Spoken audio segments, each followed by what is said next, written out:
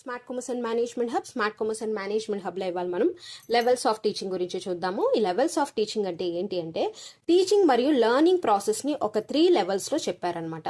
ఒక్కొక్క లెవెల్ ని ఒక్కొక్క ఎడ్యుకేటర్ ఇచ్చారు. అవి ఏంటనేవి చూద్దాం. మెమరీ లెవెల్ ఆఫ్ టీచింగ్ ఇది ఎవరు ఇచ్చారు అంటే హెర్బర్ట్ ఇచ్చారు. ఈ లెవెల్ ఆఫ్ టీచింగ్ లో మనం ఏ విధంగా టీచ్ చేస్తామంటే స్టూడెంట్స్ ని జస్ట్ గుర్తు పెట్టుకుని దాన్ని తిరిగి మనకి చెప్పేటట్టుగా మనం వాళ్ళకి ట్రైనింగ్ ఇస్తాం. ఏ విధంగా అంటే ఎగ్జాంపుల్ మనకి ఒక చిన్న చిన్న పిల్లలు ఉన్నారనుకోండి, ఎల్కేజీ లేకపోతే ఒక ఫస్ట్ క్లాస్ అలా చదువుకునే వాళ్ళకి ఏమి ఇస్తాం? ఏబిసిడీలు ఇస్తాం. ఏబిసిడీలు వాళ్ళు అర్థం చేసుకుంటారా? చేసుకోరు. జస్ట్ మనం చెప్పింది వాళ్ళు చెప్తారు, దాన్ని లేదా రైమ్స్ చెప్పింది చెప్తారు, మళ్ళీ తిరిగి మనకి చెప్తారు, టేబుల్స్ చెప్పాము, అంతే కదా. సో దీన్ని రాట్ లెర్నింగ్ అంటారు. రాట్ లెర్నింగ్ అంటే ఏంటి? కరెక్ట్గా చెప్పాలంటే బట్టి కొట్టడం, ఓకేనా? బట్టి కొట్టి చెప్పడం. సో అలాంటి లెర్నింగ్ అనేది ఈ లెవెల్ ఆఫ్ టీచింగ్లో మనం చేస్తాం. ఇది సామాన్యంగా మనకి ఎలాంటి వాళ్ళకి చేస్తామంటే కిండర్ గార్డెన్ స్టూడెంట్స్కి వీళ్ళకి చేసే లెవెల్ ఆఫ్ టీచింగ్ అనమాట. అందుకే ఇది మెమరీ, గుర్తు పెట్టుకునే లెవెల్ ఆఫ్ టీచింగ్ అని చెప్తున్నారు. దీన్ని ఎవరు ఇచ్చారంటే హెర్బర్ట్ ఇచ్చారు. Next the understanding level of teaching. ఇది ఎవరు ఇచ్చారు అంటే మారిసన్ ఇచ్చారు. అండర్స్టాండింగ్ అంటే అర్థం చేసుకోవడం. ఇది ఈ స్టేజ్ ఆఫ్ టీచింగ్ లో మనం ఏం చేస్తామంటే పిల్లలు అర్థం చేసుకునేటట్టు మనం చేస్తాం అనమాట. దీంట్లో ఏంటంటే పిల్లలకి అండర్స్టాండింగ్ అంటే అర్థం చేసుకునేటట్టు చేస్తాము, ఎక్స్ప్లెనేషన్ ఇస్తాము, అండర్స్టాండింగ్ ఇస్తాము, ఎక్స్ప్లెనేషన్ ఇస్తాము. అలాగే అప్లికేషన్ ఆఫ్ నాలెడ్జ్ ఉంటుంది. నాలెడ్జ్ అనేది వాళ్ళు అప్లై చేస్తారు.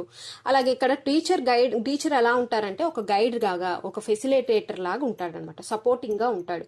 వాళ్ళ నాలెడ్జ్ గెయిన్ చేయడంలో సపోర్టింగ్ గా ఉంటారనమాట. సో రోల్ ఆఫ్ స్టూడెంట్ ఏమో యాక్టివ్ గా వాళ్ళు పార్టిసిపేట్ చేస్తారు. నెక్స్ట్ ది ఏంటి అంటే reflective level of teaching. Reflective level of teaching ఎవరు ఇచ్చారు అంటే హంట్ ఇచ్చారు. ఓకేనా? ఈ లెవెల్ ఆఫ్ టీచింగ్ లో ఏంటంటే ఇది హైయెస్ట్ లెవెల్ ఆఫ్ టీచింగ్ అని కూడా చెప్పొచ్చు. ఈ లెవెల్లో ఏంటంటే స్టూడెంట్స్ క్రిటికల్లీ థింక్ అంటే లాజికల్ గా థింక్ చేయడం మొదలు పెడతారు. ఫర్ ఎగ్జాంపుల్ నేను ఒక 10th క్లాస్ స్టూడెంట్స్ అనుకోండి. వాళ్ళు ఏం చేస్తారు? నేను ఒక ప్రాబ్లమ్ ఫామ్లో ఇచ్చానంటే మ్యామ్ ఈ విధంగానే ఎందుకు చేయాలి, మనం ఇంకొంచెం స్టెప్స్ తక్కువ చేద్దాము అని చెప్పి వాళ్ళు ట్రై చేయొచ్చు. ఒక ప్రాబ్లమ్ ఇస్తే 10 ప్రాబ్లమ్స్ చేయొచ్చు. సో వాళ్ళకి అనాలిసిస్ ఆఫ్ ప్రాబ్లమ్స్ అనేవి వస్తాయి. సొల్యూషన్స్ ని సొంతంగా వాళ్లే కనుక్కునే స్థితికి వస్తారు. ఆ లెవెల్ ఆఫ్ టీచింగ్ అనమాట. దాన్నే రిఫ్లెక్టివ్ లెవెల్ ఆఫ్ టీచింగ్. అందుకే ఇది హైయెస్ట్ లెవెల్ ఆఫ్ టీచింగ్.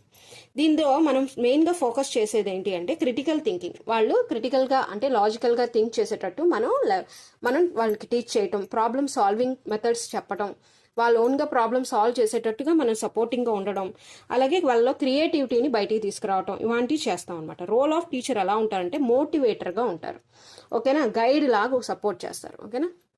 ఇవి levels of teaching. Full video నేను డిస్క్రిప్షన్లో ఇచ్చాను. Thanks for watching.